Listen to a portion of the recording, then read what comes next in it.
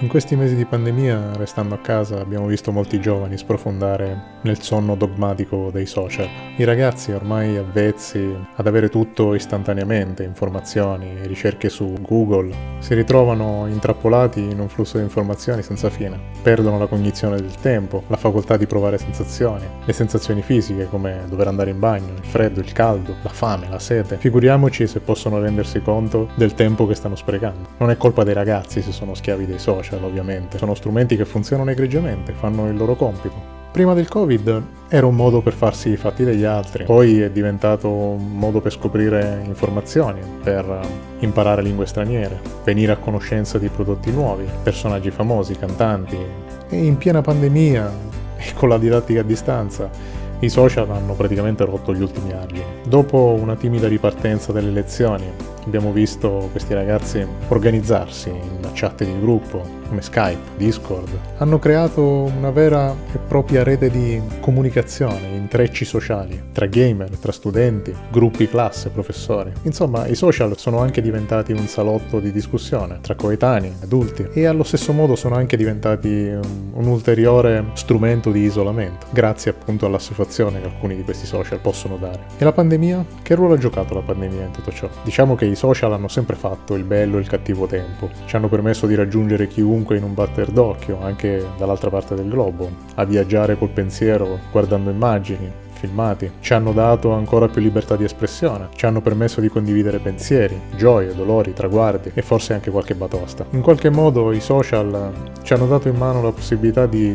vedere sfaccettature di un mondo che negli anni '80 ci sognavamo di avere. Ci hanno aperto la comunicazione collettiva fra gruppi, la possibilità di interagire in tempo reale, di trovare lavoro, di lamentarci, ma spesso hanno messo i giovani, e non solo i giovani, davanti all'illusione che tutto possa essere alla portata di un click. Hanno dato dei riflessi incredibili, pronti a scattare al beep della notifica, del like che attendevamo, dei millisecondi di una ricerca su Google. Ed è così radicata ormai questa cosa che pensare a un mondo senza social sarebbe davvero incredibile. La pandemia, tuttavia, ha portato queste nuove relazioni a uno stadio ancora più arretrato. Li ha riportati indietro alla preistoria, ai tempi delle tribù. Sono un'espressione della necessità di far parte di un gruppo, così come lo era per i nostri cavernicoli. In questi mesi di clausura, seppur tra i fortunati ad essere oberati di lavoro, ho avuto modo di vivere alcune esasperazioni di questo concetto di tribù. Ho avuto modo di osservare i miei figli, di confrontarmi con loro, su come la pandemia abbia potuto influire e cambiare le loro vite. In realtà ho pensato che vivendo perennemente collegati, per 14 ore al giorno, forse più,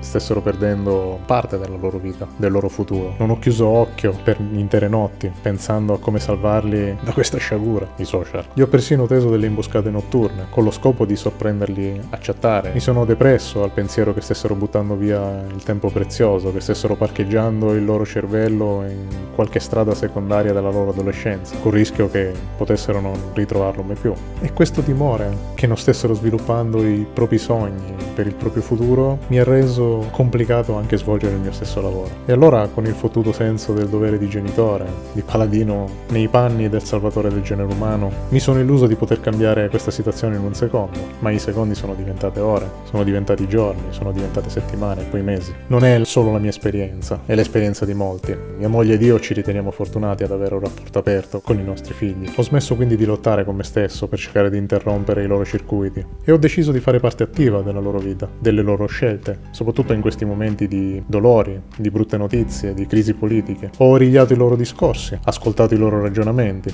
Lo so, la privacy è sacra, ma per me è stato come diventare adolescente ancora una volta e vivere quei momenti che da ragazzino non ho potuto vivere, quei momenti in cui non ho potuto godere dell'era digitale. E quindi devo dire che sono stato felice, incredibile ma vero, di aver potuto dare loro gli strumenti per stare al passo con i tempi, ma soprattutto di essere in grado di comprendere meglio il loro stesso mondo. La didattica a distanza ha enfatizzato tutto, soprattutto questo loro modo di essere social. È vero, hanno imparato a condividere opinioni, ad esprimere dissapori, a condividere con noi genitori i nuovi trend musicali, le lamentele dei compagni, e noi con loro quello dei genitori, che nei vari gruppi classe si sono elevati giustizieri di una scuola che non funziona. Soprattutto ci siamo preoccupati di capire se l'incombenza perenne del virus avesse indotto in loro il timore di un futuro senza futuro. Ci siamo preoccupati di chiedere loro loro se avessero smesso di sognare il mare, la montagna, i giochi, i rapporti umani. Abbiamo chiesto se vedessero nei professori dei nemici, nei voti e nelle verifiche un desiderio di vendetta. Posso dirvi che molte di queste preoccupazioni erano infondate, perché il loro modo di sentire la scuola, di mentire pur di sentirsi coccolati, di sentirsi frustrati per non aver fatto bene, per non essersi preparati, per non essersi impegnati, ha lo stesso colore dei miei giorni da adolescente, quando temevo di deludere i miei,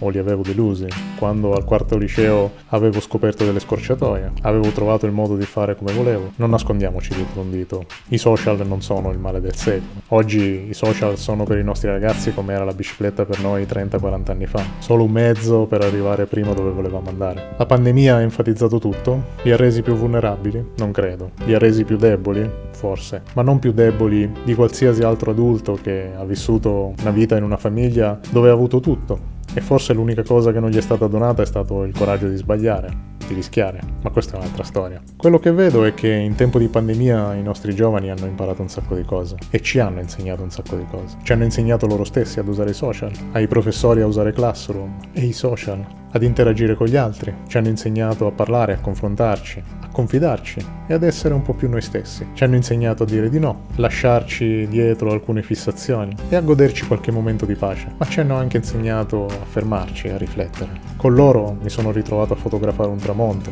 ad ammirare un albo. Abbiamo condiviso la musica, abbiamo cantato insieme a tavola. Ho chiesto loro consiglio e sebbene sia fermamente convinto che i social vanno presi a piccole dosi e che questa pandemia potevamo evitarcela, credo che con un po' di pazienza e di fiducia si possa far tesoro di questi momenti. E voglio pensare che nella vita tutto serve, che nulla avviene per caso e che cercherò sempre di più di guardare il mondo con i loro occhi, senza dimenticare mai di dare loro un consiglio, anche quando non vorranno ascoltare.